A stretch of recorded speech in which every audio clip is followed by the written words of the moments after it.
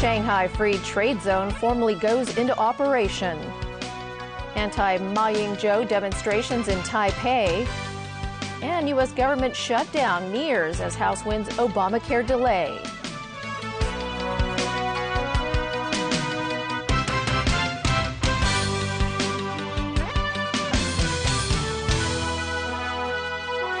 Hello and a very good evening. The Shanghai Pilot Free Trade Zone officially went into operation today. Beijing calls this a crucial part of the country's reform. It's hoped the Free Trade Zone's operations will reach international standards within 3 years. Evelyn Leung has our top story tonight. A major step forward, or what some analysts say, could be a game changer for the mainland's first pilot free trade zone in Shanghai. The zone, which measures more than 28 square kilometers in area, was unveiled this morning. It is a testbed for the mainland to deepen economic reform and provide a testing ground for free capital account convertibility of its currency. Commerce Minister Gao Hucheng, Shanghai Party Secretary Han Zhong, and City Mayor Yang Xiong unveiled the nameplate of the Free Trade Zone's governing committee as part of the commencement ceremony. 36 companies were also given licenses to operate in the zone. As a forming member of the Free Trade Zone, we are very excited taking the opportunity here in Shanghai, where we see the opportunity for innovation based on the financial services, based on the service industry. Detailed sizes of businesses are hard to predict at this stage, but our business is continuously growing. The entertainment business is very important for us as Microsoft. The Commerce Minister said during his speech that the zone is crucial in the new era of the mainland's reform. Gao added it follows the global economic development and reflects Beijing's more active strategy of opening up. According to the State Council, 8 Chinese banks will be allowed to set up branch offices in the zone. The financial institutions will be allowed to let market rather than regulators determine interest rates and convert money more freely from yuan to foreign currencies and move the money out of the country. Some analysts say the establishment of this zone took a mere 6 months following Premier Li Keqiang's visit to Shanghai in March. This, they believe, shows Beijing's determination to open up the country. Yin Zhonghua, the International Trade and Economic Affairs head of the Ministry of Commerce, reassured Hong Kong people that the new zone won't have any adverse effect on them. He says Hong Kong has its role to play in the free trade zone. This, he says, will help promote the SAR's prosperity and stability and the mutual development of the two cities. Evelyn Lang, TVB News. Critics are already taking the government to task over the poverty line a day after it was officially announced. Lawmakers say there must be a time frame to help those who are now officially classed as poor. Stephanie Choi reports. Lawmaker Fernando Zheng says the government lacks a concrete plan to reduce poverty despite announcing the official poverty line yesterday. I think we can very easily look at setting a timetable of cutting poverty in half within the next 5 years. Referring to the $6,000 handout the government gave to every permanent resident, Zheng said there are more than enough resources to eradicate poverty. According to the calculation provided yesterday, it cost less than $15 billion to lift everybody above poverty. And we spent $40 billion just by dishing out that $6,000 to everyone. But Chief Secretary for Administration Carrie Lam pointed out that setting a target to reduce the number of poor people would be unfair to those who are just above the poverty line. According to Lam, the government would have to think twice about setting such a target, as it would mean that all resources would go to those who fall below the poverty line. She also mentioned the government already has measures in the pipeline. These measures focus on education and support for children from poor families, Lam said. But Lam also made it clear Hong Kong would not become a welfare city. Both Lam and Chung have faith that the people of Hong Kong would continue the city's tradition of a strong work ethic and wouldn't simply rely on social welfare.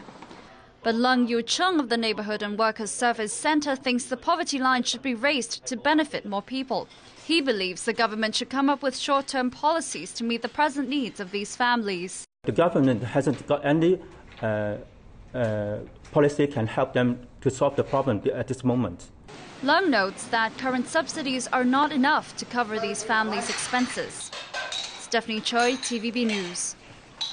Thousands in Taiwan took to the streets of Taipei today, calling on President Ma Ying-jeou to step down for what they call the ineffectiveness of his government. Apart from holding rallies earlier today, the protesters plan to stage a sit-in in Catagalan Boulevard outside the presidential palace this evening. Some protesters arrived at Ma's office this afternoon. They threw shoes at pictures of the president and his government officials to show their discontent. They're not happy that Ma has yet to improve the island's economy and still refuses to step down, even though his approval rating has already plunged to a new low of around 10%. This follows the recent controversy sparked by the ruling Kuomintang's decision to expel Legislative Yuan Speaker Wang Jinping on allegations that pressured state prosecutors over a criminal case involving an opposition legislator. Americans still face a government shutdown after House Republicans voted early today to partially fund the government in exchange for delaying President Barack Obama's health care law.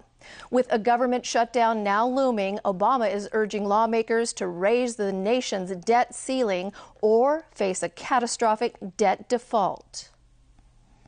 Where there's a will, there's a way, and the Tea Party wing of the GOP got its way by pushing to defund the president's signature health care bill. On this vote, the yeas are 231, the nays are 192. The second portion of the divided question is adopted without objection. The House also voted 248 to 174 to repeal a medical device tax that would help fund health care programs under the 2010 law. It was a crafty but risky move.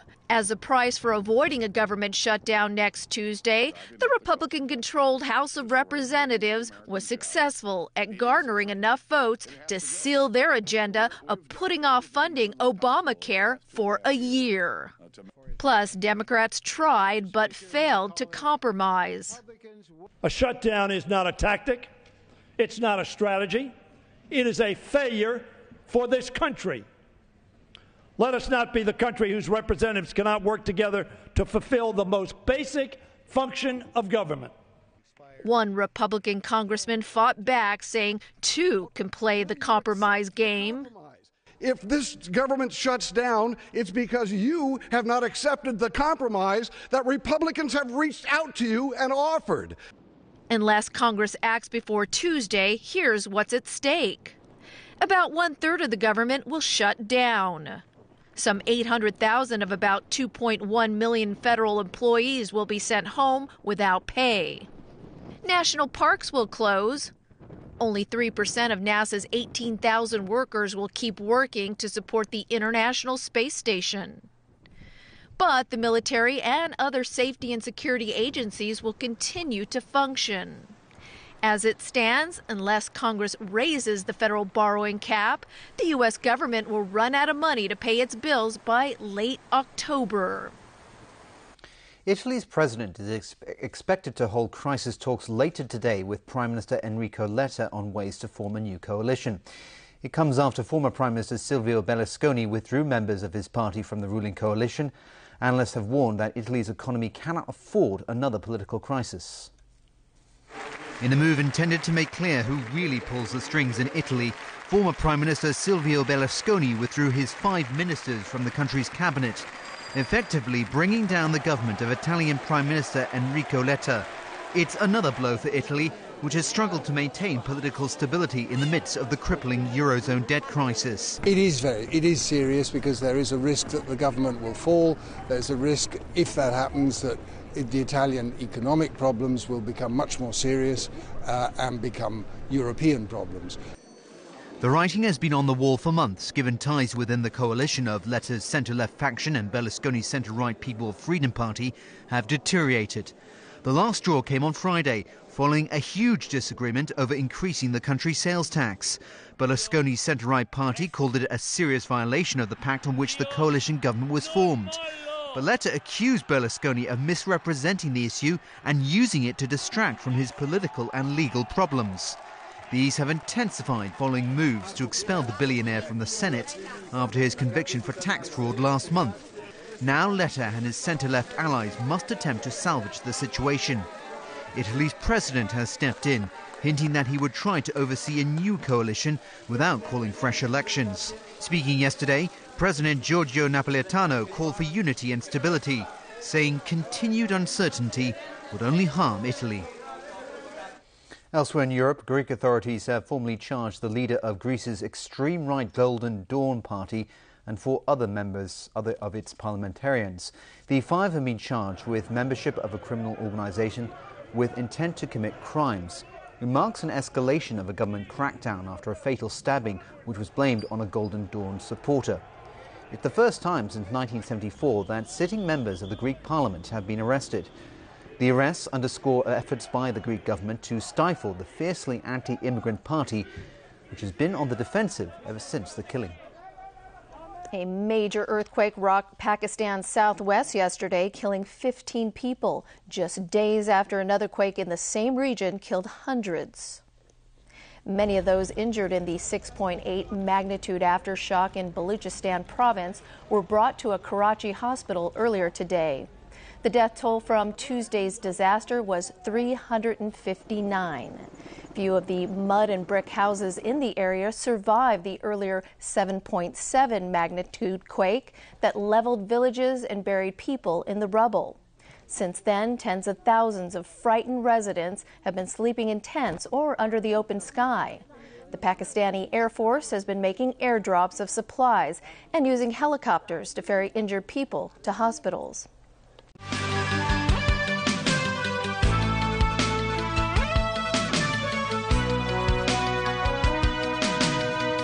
And we're back tonight with more local news. Environmental activists went hiking today in protest against proposals to develop country park land into residential units. Organisers say more than 1,000 people took part in the event. Vicky Kong has more details. Friends of the Earth, Greenpeace and about 20 other groups organised the walk from Wong Nai Chung Reservoir Park to Tai Tam Country Park on Hong Kong Island today. They say that not even 1% of the land in country parks should be turned into buildings to increase housing supply. They're determined to safeguard green spaces in Hong Kong. This woman thinks it's time to stop development from eating into land that ought to be protected. Former Hong Kong Observatory Director Lam Chiu Ying has likened the idea of building flats in country parks to a cancer cell. He disagreed with a recent comment by Gordon Wu, Vice President of the Hong Kong Real Estate Developers Association, that it's foolish to keep 40% of the land as country parks in a densely populated city like Hong Kong. Lam pointed out that country parks in the territory basically overlap with the catchment areas of local reservoirs. He says those who believe there's no need to keep so much land as country parks have failed to recognize such areas as an important source of Hong Kong's drinking water. Organizers of today's hiking event are planning to hold a forum next month to raise public awareness on the balance between environmental protection and development. Vicky Kong, TVB News.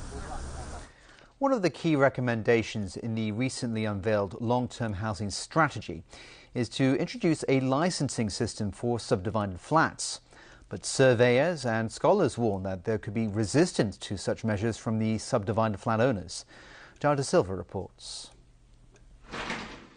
An 800-square-foot flat divided into 4 units, each of them with a living room and a bedroom. It is good value for money, but once a licensing system is introduced enforcing current requirements under the Buildings Ordinance, these subdivided flats may not be legal. This surveyor says each room should have its own windows, direct ventilation and light, and that as they currently are, they fail to comply with existing regulations. And this public area too, he notes, is too narrow and does not follow with requirements for public access corridors and fire escape routes. If the owners were to redesign the apartment in order to make it comply with regulations, they would be forced to cut the number of subdivided units from 4 to 3. The owners currently make $16,000 a month in rent from the 4 subdivided units. If there were only 3 units, they would have to raise the rent for each of the units from $4,000 a month to $5,333, a 33% rent hike. For this reason, this surveyor believes that owners will oppose the introduction of any such licensing mechanism, but others believe that the problem lies not in subdivided units, but in outdated regulations. Edward Yu, president of the Real Estate Development Research Center, says the buildings ordinance is in need of reform because many of the requirements there are obsolete. He says most units today meet the needs of the modern-day household as they are commonly equipped with air conditioners, exhaust fans and adequate lighting. And he questions why we should be abiding by the requirements of a law that was written 60 years ago. Yu says more subdivided units will actually help ease demand for public housing. The government's new long-term housing strategy calls for the provision of 470,000 flats over the next 10 years, a figure that has been described as too modest by some critics. João da Silva, TVB News. A survey shows that almost half of the population in Hong Kong supports the idea of a rubbish levy. However, there is a limit to what people are willing to pay. Rachel Leung reports. The Democratic Alliance for the Betterment and Progress of Hong Kong interviewed about 1,000 people in August and found that 47% support the idea of a rubbish levy. And 65% think the fee should not exceed $20 a month. Lawmaker Gary Chan believes anything higher could be an added burden to people's daily lives, especially with the high inflation rates. The survey also revealed that nearly half of the respondents were against calculating the fee by averaging out the rubbish thrown out by tenants living in the same block. About 40% would not mind a per-bag charging system. Meanwhile, the property management industry welcomed the idea of disposal fees but is hoping for a simple charging method. The Property Management Companies Association believes if the program proves effective, authorities may consider decreasing the garbage levy in the future. Rachel Leung, TVB News. The Danish artist who created the Pillar of Shame is back in town to carry out repairs on the famous structure, which commemorates the June 4th Tiananmen Square crackdown. Jens Gauschot said the fight for universal suffrage was at a critical point, and he disagreed with the idea of a special committee to screen candidates. And I think this is quite dangerous for every democracy movement, because if they control who you could vote on, then you control the whole system. It's like they do in Iran. This is like they do in the Middle East. This is nothing to do with democracy. This is a kind of skin democracy, and I think this is a big problem. Thanks so much for joining us. Yeah, thanks. Good night.